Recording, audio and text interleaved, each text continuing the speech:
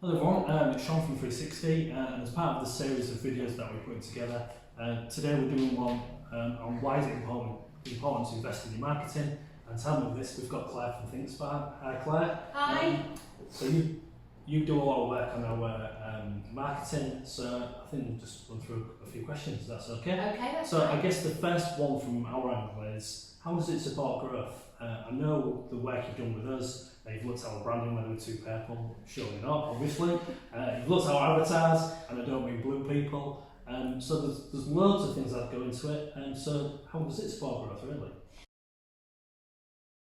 Well, firstly, I'll just reassure you that you're not too purple. Well, there you go. In fact, I love the colour, I love the branding, and you're very consistent, and consistency is really important in terms of your marketing. It's important to have a really strong brand, be consistent with the way that you communicate about who you are and what you do, and be really consistent about who you're talking to as well.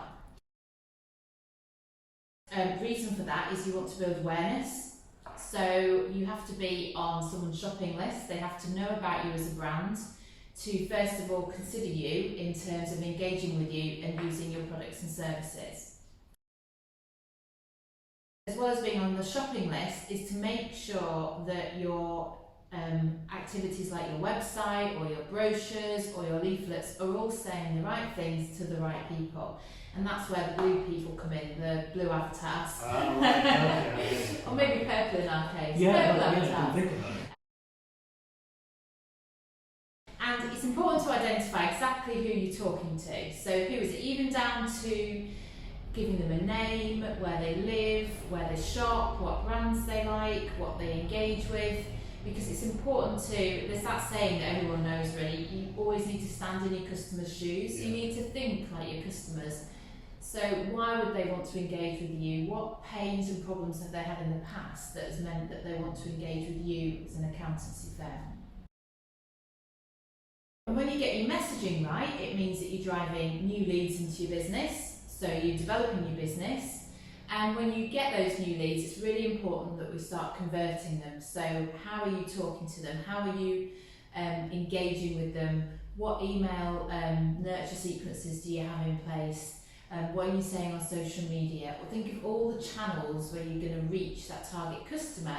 Make sure that you've got your marketing activity lined up so that you're converting those leads into customers.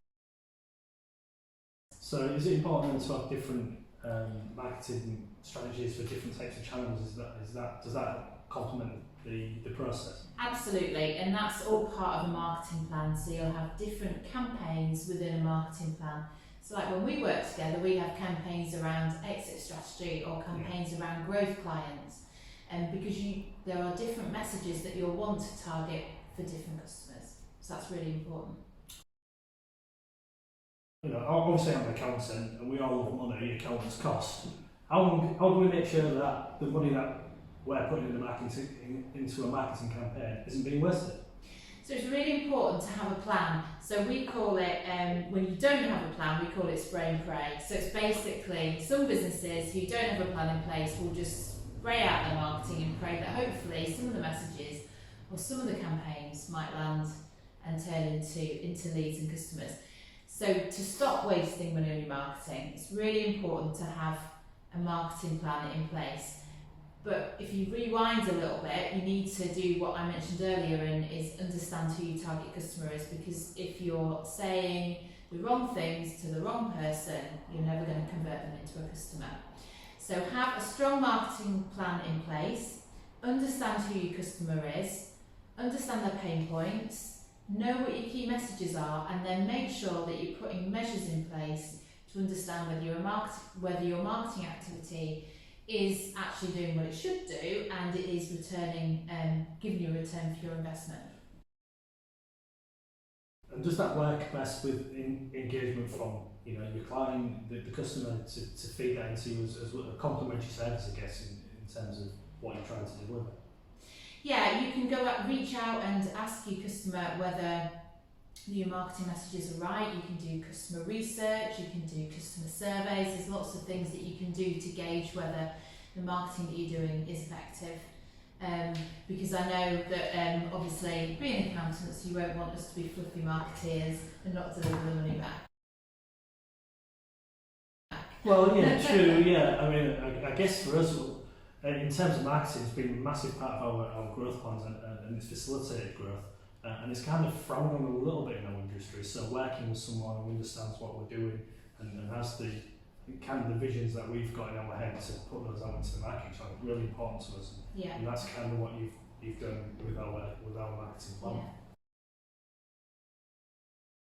And it's important as well to know that, and I know you've touched on this in some of your other videos, but being a business owner doesn't mean that you're an expert in all the areas. And if you want to have growth and effective growth in your business, then you need to surround yourself by the people who are experts in the different areas. So having a marketing expert to support you can only benefit your growth in the future. And I guess for us, one of the keys to any advice we give is the ability not to say no. So, if we come up with some weird and wacky ideas, which believe me, we do, all involving purple.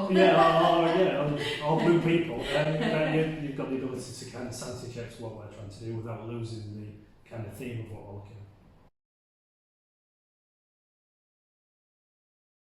at. I guess then the next question for me is, because we're accountants and we love to measure stuff, is how do we ensure we're getting ROI, or what we would call a rate of return on our investment? What's the way that you can really look to measure and look at that? Well, firstly, there's certain areas within marketing that you can't measure, and then there are certain areas that you can. So in terms of awareness, in terms of social media activity, in terms of your website, that is always a little bit more difficult to measure awareness. What you have to kind of commit yourself to is that you're in for the long run on terms of awareness, because we're all consumers, so we all know what the customer journey is like. How can you say whether one ad or something you've seen on social media or something you've seen on a website has been the one touch point that has led to that conversion to becoming a customer? But what you do know is that if you're putting your messages in the right places, then the sum of parts will come together and you will convert that customer. So that's awareness. So you have to, don't switch awareness on or off. You have to be in it for the long term and it will deliver the results, because you're out there on the shopping list and your target customers are aware of you. Where we can really dig into ROI is when we work on specific campaigns. So that's looking at a specific area within your business and wanting to put measurable results in place. So we work on campaigns together when we look at growth clients or exit strategy or startup businesses, and it's putting that plan in, saying this is the activity that we're going to do and we're going to measure these areas, and we're going to put, before we start, some objectives in place and see if we have achieved those. So that's where you measure. When you go down to campaign level and have a plan in place, that's where you can be measurable with your results. Yeah, and as we always say, the key to if something's working is to make sure you measure it and then don't be afraid to tweak it if it needs to be. And again, that's where your advice becomes invaluable to us. And you're right, what resonates, what we try and do is always track where we get new business from. And sometimes, as you said, somebody won't know where it's come from, so it can come from a load of myriad of things. So yeah, it's a really good point that you've come across it. We see marketing as a massive part of our investment policy and in growing the firm, and I think where firms do sometimes go wrong is when times are tough is that they stop marketing, which we see is probably a backward step. We generally, if that's the case, encourage people to do more marketing to get the vision on. Yeah, absolutely. And content marketing is really, really important, because content marketing goes out and demonstrates the value that you can deliver to those target customers. And sometimes business owners get too wrapped up in social media and see social media as marketing, but there's a lot more to marketing than just social media. And as I said before, social media just delivers the awareness part. There's all the other things that actually convert those leads to customers that we all need to be doing, and we all need to have a plan to do that, and a measurable plan as well. That's great. Well, I think we're done. Thanks, Claire, and thanks for pleasure. Thanks for the asking insights. me. Yeah, and it's obviously, as I say, we see it's an important part. So if anybody else shares that same ethic, then you always get in touch with us. I'll get in touch with Claire, and then we can expand upon it. So thank you for listening. Thank you, Sean. Thanks, Claire. Bye.